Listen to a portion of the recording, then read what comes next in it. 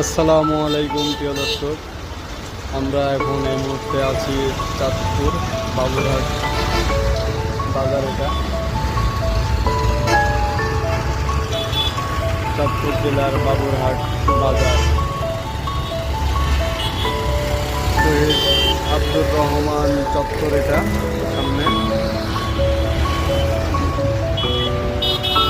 বাজারের এই পাশটা একটা বড় ড্রেনটা পরিচ্ছন্ন না, কারণ এই পাশে রাস্তার কাজ চলছে। ইনশাআল্লাহ পরে হয়তো দেখতে পাবো পরিষ্কার পরিচ্ছন্ন এবং সুন্দর একটা পরিবেশ। তারপরেও বাজারটা অনেক সুন্দর আছে, বড়।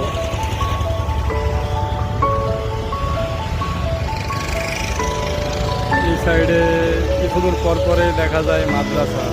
এই বিষয়টা দেখতে খুব ভালো লাগে।